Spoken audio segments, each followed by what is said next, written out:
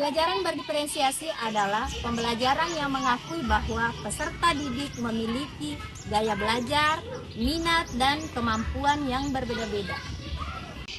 Guru tidak hanya menyampaikan materi dengan satu cara saja, tetapi juga menyesuaikan cara penyampaian aktivitas dan penilaian untuk memenuhi kebutuhan individual siswa.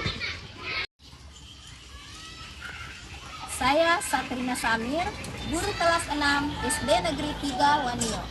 Inilah praktik baik saya tentang pembelajaran berdiferensiasi dengan maca kitu.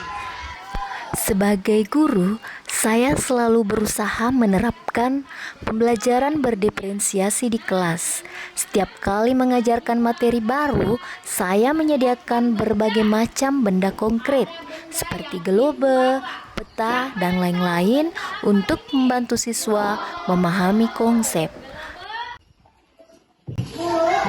Kenapa setiap hari kita harus belajar menggunakan benda-benda seperti gelobe, balok, dan lain-lain? Iya Bu, sekali-kali kita nonton video dong Bu. Ya Bu, kayaknya saya mau belajar di luar Bu. Bagaimana teman-teman? Awalnya siswa saya sangat antusias dengan metode pembelajaran yang saya gunakan. Mereka senang bereksperimen dengan benda-benda konkret dan berdiskusi dengan teman sekelompoknya. Namun, lama-kelamaan beberapa siswa mulai bosan. Mereka merasa bahwa kegiatan yang sama terus-menerus dilakukan membuat pembelajaran terasa monoton. Dari situasi tadi, saya dapat mengambil beberapa kesimpulan mengenai pembelajaran berdiferensiasi yang saya lakukan. Di antaranya, pembelajarannya sangat monoton, yaitu penggunaan benda konkret yang terus-menerus tanpa variasi dapat membuat siswa merasa bosan. Dari sinilah saya menyadari bahwa siswa membutuhkan variasi dalam pembelajaran. Saya mulai berpikir untuk menambahkan media digital dalam pembelajaran berdiferensiasi saya. Dan saya beri nama pembelajaran berdiferensiasi dengan maca kitu. Maca kitu ini adalah akronim dari media augmented reality, Canva, kuis dalam bentuk Quizizz, Kahoot, atau Wordwall, dan aplikasi yang tidak kalah familiarnya yaitu YouTube. Dalam menyiapkan strategi, pasti ada tantangan yang dihadapi. Nah, tantangan yang saya hadapi dalam media pembelajaran maca kitu, yang pertama, saya kesulitan dalam mengintegrasikan ketiga media tersebut menjadi satu kesatuan pembelajaran yang efektif.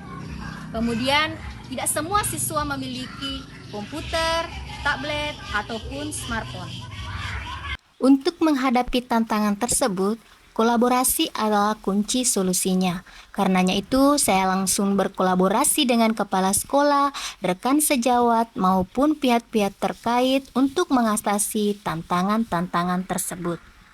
Tahap selanjutnya yang saya lakukan setelah berkolaborasi dengan kepala sekolah dan rekan sejawat adalah membuat media digital yang sesuai dengan topik dan aktivitas pembelajaran saya.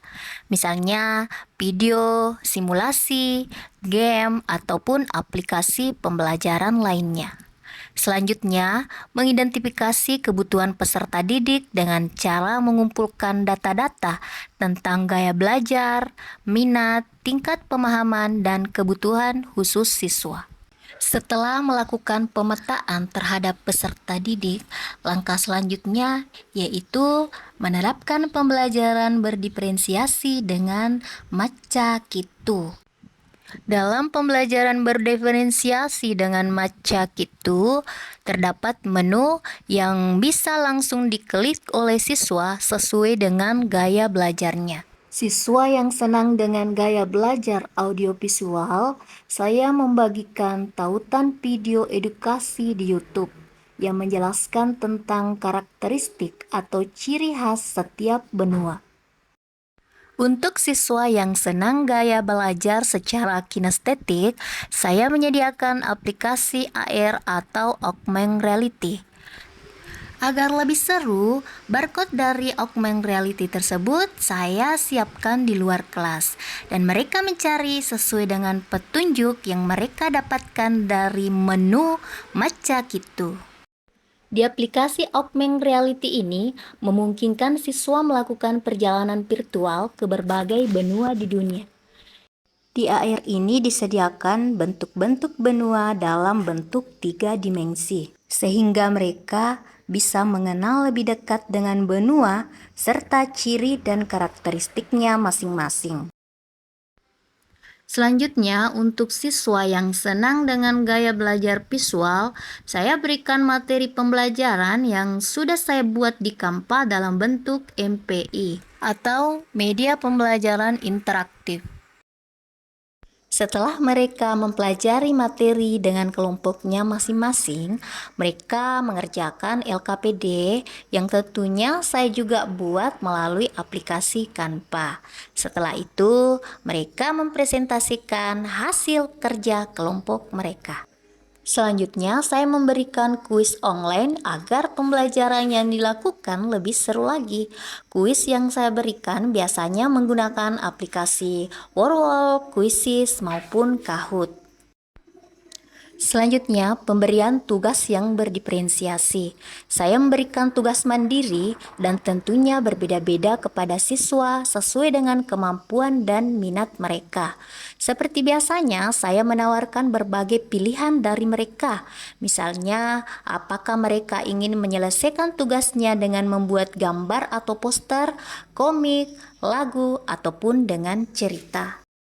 Setelah melakukan pembelajaran berdiferensiasi dengan Matcha Kitu, banyak dampak yang ditimbulkan terutama bagi saya pribadi. Di antaranya, saya terdorong untuk lebih kreatif dalam merancang pembelajaran. Kemudian penggunaan media digital seperti Canva, augmented reality, dan lain-lain mendorong saya untuk terus belajar, mengembangkan kompetensi digital yang saya miliki. Saya sangat tertarik dengan pembelajaran berdiferensiasi yang Ibu Rina lakukan di kelas. Karena kenapa? Karena penggunaan platform digital seperti augmented reality, Wordwall benar-benar dapat membuat pembelajaran lebih interaktif dan menarik bagi siswa. Pembelajaran berdiferensiasi dengan Matcha Kitu yang dilakukan Ibu Rina sangat menginspirasi saya. Saya juga sangat tertarik untuk menambahkan media digital dalam pembelajaran saya, seperti Canva dan Quizizz. Saya sangat senang dengan cara belajar baru ini. Saya bisa memilih tugas yang sesuai dengan minat saya. Selain itu, dengan adanya video pembelajaran, saya bisa mengulang materi yang belum saya pahami. Pembelajaran IPAS tentang benua dengan menggunakan media AR sangat membantu saya memahami tentang benua, mulai dari bentuk pola peta, karakteristiknya, maupun budayanya. Melalui pengalaman ini, saya menyadari bahwa pembelajaran berdiferensiasi dengan memanfaatkan teknologi memiliki potensi yang sangat besar untuk meningkatkan kualitas pembelajaran. Namun, keberhasilannya sangat bergantung pada kemampuan guru dalam merancang pembelajaran yang efektif dan menarik. Olehnya itu, untuk pengembangan pembelajaran saya di masa yang akan datang, saya akan terus belajar dan mengembangkan keterampilan digital saya agar dapat memanfaatkan teknologi secara maksimal, sehingga pembelajaran yang saya lakukan dapat menjadi pembelajaran yang efektif dan menyenangkan. Demikianlah video praktik baik saya. Semoga bermanfaat. Wabillahi taufiq wal hidayah. Wassalamualaikum warahmatullahi wabarakatuh.